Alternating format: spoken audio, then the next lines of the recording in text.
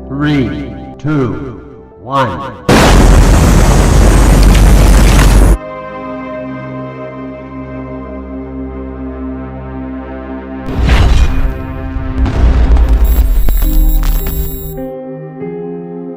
Stay steady and look ahead.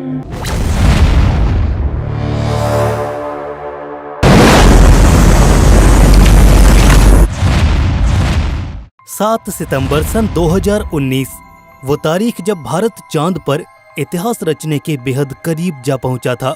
मगर धरती से करीब 3.5 लाख किलोमीटर दूर उस शाम चांद पर एक अनहोनी घटना ने 140 करोड़ हिंदुस्तानियों के सपने पर पानी फेर कर रख दिया था। सालों की कड़ी मेहनत और करोड़ों रुपयों की लागत वाला ये मिशन अपने अंतिम पड़ाव पर जाकर इस हादसे की भेंट चढ़ गया और बदकिस्मती से हमें इस नाकामी का सामना करना पड़ा। मगर हिंद के लोगों का जज्बा पहाड़ से भी ऊंचा और अटल है। महज 4 सालों के वक्त में ही भारत फिर एक बार चांद को अपनी मुट्ठी में करने के लिए तैयार है। जी हाँ, ये है इसरो का चंद्रयान 3 मिशन जो जल्द ही पृथ्वी से अपनी मंजिल चांद की ओर जाएगा। आइए आज चंद्रयान 3 के बारे में डिटेल्स के साथ जानते हैं आखिर कैसे ये स्पेसक्राफ्ट ल्यूनर एक्सप्लोरेशन और एस्ट्रोनॉमी के क्षेत्र में नए कीर्तिमान गढ़ेगा, कैसे इसरो का ये नेक्स्ट जनरेशन मिशन अपने प्रीडेसेसर चंद्रयान 2 से अलग और ज्यादा कारगर होगा, और इसके अलावा भी ढेर सारी बातें होंगी आज की इस वीडियो में। तो नमस्कार दोस्तों, आप देख रहे हैं रहस्य टीवी स्पेस। तो चलिए शुरू करते हैं। जैसा कि आप सभी जानते हैं कि चंद्रयान 3 इसरो के पिछले मून मिशन चंद्रयान 2 का ही एक फॉलो ऑन मिशन है, जिसके तहत इसरो एक लैंडर और एक रोवर को चांद के साउथ पोल पर उतारना चाहता है। ये काम बेहद पेचीदा और जटिल है, क्योंकि अतीत में ऐसा करने की कोशिश में कई सारे स्पेसक्राफ्ट्स नाकाम हो चुके हैं। फिर चाहे वो इजराइल का बेराशीत लैंडर हो या फिर एक private Japanese aerospace company ispace का हकूटो आर लैंडर हो, ये दोनों ही मून मिशन ऐन वक्त पर कुछ सॉफ्टवेयर ग्लिचेस के कारण फेल हुए। पर वहीं जहां फेलियर्स की मिसालें हैं, वहीं कामयाबी की नजीरें भी मौजूद हैं। हाल ही में चांद पर उतरा चाइनीज लैंडर चैंग E4 एक क्रांतिकारी मिशन साबित हुआ, जिसने चांद की फार साइड पर उतरकर न केवल इतिहास रचा, बल्कि बहुत सारे यूनिक एक्सपेरिमेंट्स को कैरी आउट करके अपनी एक हिस्टोरिकल प्रेजेंस भी नोटिस कराई। बात करें अगर पिछली दफा हुए चंद्रयान 2 के फेलियर पर, तो 7 सितंबर सन 2019 का ये दिन तो आपको याद ही होगा। पूरा देश अपने अपने घरों में पड़े टीवी सेट से चंद्रयान 2 की लैंडिंग का ये नजारा देख रहा था। वहां श्री हरिकोटा में खुद प्रधानमंत्री नरेंद्र मोदी इसरो के दफ्तर में इस ऐतिहासिक घटना के साक्षी बन रहे थे। मगर लैंडिंग के चंद लम्हों पहले अचानक कुछ ऐसा हुआ जिसने सबका दिल तोड़ कर रख दिया। इस घटना ने हमें ये और नजारा देखने पर मजबूर कर दिया। जी हाँ, हम बात कर रहे हैं चंद्रयान 2 के लैंडर फेलियर की। दरअसल उस शाम सब कुछ सही चल रहा था, तभी अचानक शेड्यूल लैंडिंग टाइम से कुछ मिनटों पहले विक्रम लैंडर के ऑनबोर्ड कंप्यूटर में मौजूद एक सॉफ्टवेयर में ग्लिच आ गया। ये सॉफ्टवेयर विक्रम लैंडर की एक सेफ और स्मूथ लैंडिंग के लिए बेहद जरूरी था। ऐसे में इसका फेल हो जाना एक बहुत बड़ी मुसीबत को दावत देना था। यहाँ ग्राउंड कंट्रोल को इस बात की खबर कुछ देर से चली। इस सॉफ्टवेयर के माल फंक्शन करते ही इस लैंडर का कनेक्शन ऊपर ऑर्बिट में घूम रहे ऑर्बिटर से टूट गया। नतीजतन चांद की सतह से महज 2 किलोमीटर ऊपर हमने विक्रम लैंडर से संपर्क खो दिया, और तेजी से डिसेंट परफॉर्म कर रहा विक्रम लैंडर बेकाबू होकर नीचे चांद की ओर गिरने लगा। सॉफ्टवेयर में हुई प्रॉब्लम के चलते लैंडर के ऑनबोर्ड कंप्यूटर्स ये जज नहीं कर पाए कि लैंडिंग थ्रस्टर्स को कब कितना ज्यादा फायर करना है, और इसी मिसकैलकुलेशन और इरेगुलेशन के चलते ये लैंडर किसी पत्थर की तरह चांद की सतह से जा टकराया। ऑब्वियसली चांद की सतह से इतना जोरदार टक्कर के बाद इसे भारी फिजिकल डैमेज पहुंचा होगा, जिस कारण इसरो की तमाम कोशिशों के बाद भी इससे संपर्क स्थापित नहीं किया जा सका। वैसे इससे कांटेक्ट बनाए रख पाना भी कोई आसान काम नहीं था।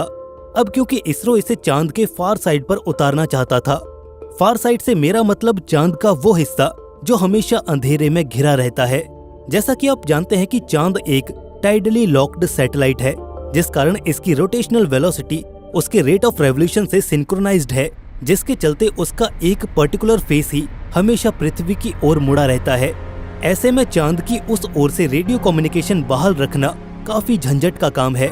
हम सीधे ही प्रोब एंटीना की मदद से अर्थ पर बने ग्राउंड सैटेलाइट्स तक सिग्नल नहीं भेज सकते, बल्कि हमें इसके लिए एक रिले कम्युनिकेशन टेक्निक का इस्तेमाल करना पड़ता है, जिसके अंतर्गत लैंडर सबसे पहले ऑर्बिटर को सिग्नल्स भेजता है और फिर वो सिग्नल्स एम्पलीफाई होकर पृथ्वी पर बेहद बड़े बड़े ग्राउंड एंटीनास तक जाते हैं। हालांकि ये सिस्टम काफी रैपिड होता है, मगर कम्युनिकेशन चैनल्स में एक मीडिएशन पॉइंट होने के चलते फेलियर और लेटेंसी के चांसेस बने रहते हैं। चंद्रयान 2 में एक प्रॉब्लम सिर्फ इसका कम्युनिकेशन सिस्टम ही नहीं थी, बल्कि इसका डिजाइन भी था। 7 सितंबर को हुए फेलियर के बाद इसरो ने एक इंटरनल इन्वेस्टिगेशन कमेटी का गठन किया, जिसका काम था इस मिशन के फेलियर के पीछे की असल वजहों का पता लगाना, साथ ही उन गलतियों से सीखकर अगले मिशन में राइट चेंजेस को अप्लाई करना। इस टीम ने अपनी जांच में ये पाया कि लैंडर के डिजाइन और इंजन असेंबली में कुछ चेंजेस किए जाने चाहिए, ताकि ये मेक श्योर किया जा सके कि धरती से लाखों किलोमीटर दूर होने के बावजूद भी चांद की सतह पर ये लैंडर सही सलामत लैंड कर सके। चंद्रयान 3 में इन सभी चेंजेस को इम्प्लीमेंट किया गया है, जिसके चलते इसका लैंडिंग सीक्वेंस पहले की अपेक्षा कहीं ज्यादा रिलायबल बना है। अपनी गलतियों से सीख लेकर आगे बढ़ना ये एक कमाल की नीति है, जिसका असर इसरो के अमल में साफ झलकता है। आइए अब बढ़ते हैं आगे और एक नजर डालते हैं चंद्रयान 3 के उद्देश्यों की ओर। इसरो की ओर से चंद्रयान 3 का मुख्य उद्देश्य चांद पर एक सफल और सुरक्षित लैंडिंग बताया गया है। इसके अंतर्गत इसरो अपनी हाईएस्ट टेक्निकल कैपेबिलिटीज का इस्तेमाल करते हुए चांद के साउथ पोल पर एक सॉफ्ट लैंडिंग परफॉर्म करने की कोशिश करेगा। इस प्राइमरी ऑब्जेक्टिव के अलावा इस मिशन के अंतर्गत बहुत सी साइंटिफिक रिसर्च और एक्सपेरिमेंट्स को भी कैरी आउट किया जाएगा, जिससे ल्यूनर एक्सप्लोरेशन और इंटरप्लेनेटरी साइंस को एक शानदार बूस्ट मिलेगा। अपने प्रेडिसेसर मिशन की ही तरह चंद्रयान 3 का भी एक अहम मकसद चांद की जियोकेमिस्ट्री को समझना है। इस कड़ी में चंद्रयान 3 के साथ जा रहा है विक्रम लैंडर और प्रज्ञान रोवर, जो वहां पर ढेरों साइंटिफिक एक्सपेरिमेंट्स परफॉर्म करेंगे, जिसमें फोटोमेट्रिक्स और ऑनबोर्ड सेंसर्स के इस्तेमाल से ल्यूनर सॉइल का परीक्षण भी शामिल होगा। आज से करीब 1 दशक पहले जब भारत ने अपने पहले ल्यूनर मिशन चंद्रयान की सहायता से चांद की सतह पर तरल पानी की मौजूदगी का कंफर्मेशन किया था, तो सब हैरान रह गए थे। इस बार इसरो का प्लान कुछ और बड़ा करने का है। चंद्रयान 3 अपने मुख्य उद्देश्यों में से एक मून के हाइड्रोमेट्रिक्स को डिकोड करना भी लेकर चल रहा है। ऐसे में ऑर्बिटर की अब तक की रिसर्च से मिले डेटा को फर्दर बेस बनाकर ग्राउंड पर मौजूद लैंडर्स और रोवर्स ल्यूनर सॉइल और रॉक्स को एग्जामिन करेंगे, जिससे हम उनमें मौजूद वाटर और सिमिलर कंपोनेंट्स को बारीकी से देख पाएंगे। ये चांद की जियोग्राफिकल कॉम्पोजिशन और केमिस्ट्री को समझने की ओर एक बड़ा और निर्णायक कदम होगा, जो आने वाले वक्त में ल्यूनर कॉलोनाइजेशन जैसे बड़े गोल्स को सर्व करने में कॉम्प्लीमेंट्री साबित होगा।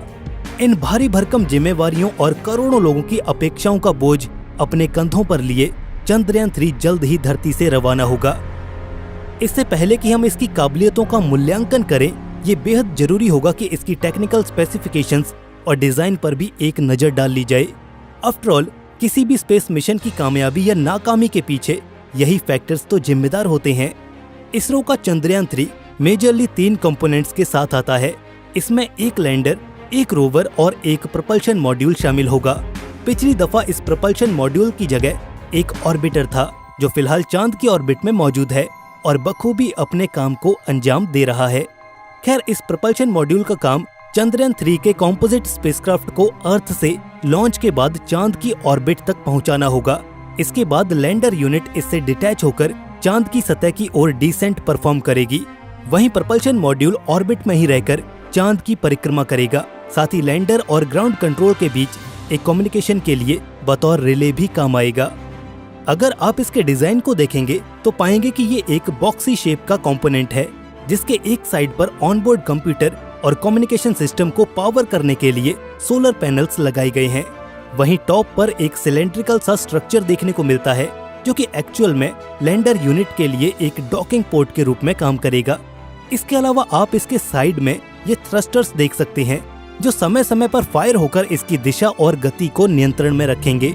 इस प्रपल्शन मॉड्यूल का मेन काम चंद्रयान 3 के इस कॉम्पोजिट स्ट्रक्चर को लॉन्च के बाद धरती की ऑर्बिट से लेकर मून की ऑर्बिट तक लेकर जाना है। फिर ये अपने सेकेंडरी रोल में भी सर्व करेगा, जिसमें ये बतौर रिले कम्युनिकेशन डिवाइस ऑर्बिट में रहकर लैंडर और अर्थ पर मौजूद ग्राउंड स्टेशन के बीच संपर्क स्थापित रखेगा। इसी बीच एक एक्टिव कम्युनिकेशन मेंटेन रखने के लिए IDSN यानी कि इंडियन डीप स्पेस नेटवर्क का इस्तेमाल किया जाएगा। इसके बाद बारी आती है इस मिशन के सबसे अहम कंपोनेंट विक्रम लैंडर की। ये लैंडर एक बॉक्स की शेप में है।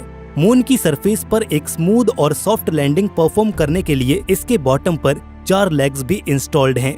इसके अलावा ये लैस है मल्टीपल लैंडिंग थ्रस्टर से, जो कि डिसेंट के दौरान इसे एक एंटी ग्रेविटी थ्रस्ट देगा, जो कि सॉफ्ट लैंडिंग के लिए बेहद जरूरी है।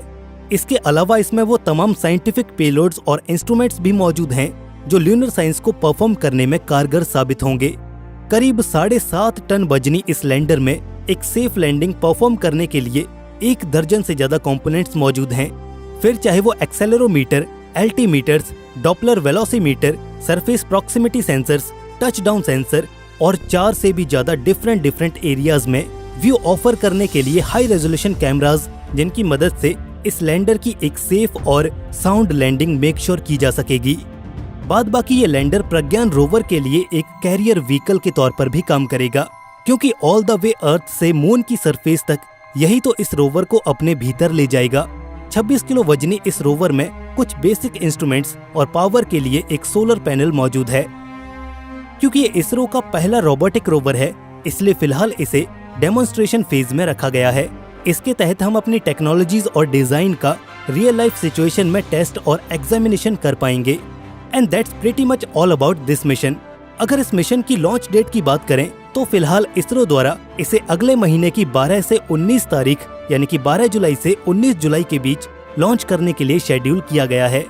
इसरो ने अपने एक ऑफिशियल प्रेस नोट में ये बताया कि वो इसे लॉन्च करने के लिए एक LVM-3 रॉकेट का इस्तेमाल करेंगे। जी हाँ, ये वही सेम रॉकेट है जिससे 2019 में चंद्रयान 2 को लॉन्च किया गया था। तब इसे GSLV Mark 3 के नाम से जाना जाता था। एंड अकॉर्डिंग टू इसरो इसे सतीश धवन स्पेस सेंटर श्रीहरिकोटा से लॉन्च किया जाएगा। और फाइनली 4 सालों बाद ही सही, मगर फिर एक बार हम चांद के सीने में तिरंगा लहराने के लिए तैयार हैं। इस पर आपका क्या ख्याल है? अपनी राय हमें कमेंट सेक्शन में जरूर शेयर करें। अगर आपको ये वीडियो पसंद आई तो इसे एक लाइक जरूर करें। साथ ही आगे एस्ट्रोनॉमी और स्पेस साइंस से जुड़ी हुई वीडियोस को देखते रहने के लिए हमारे चैनल रहस्य टीवी स्पेस को जरूर से सब्सक्राइब करें। धन्यवाद।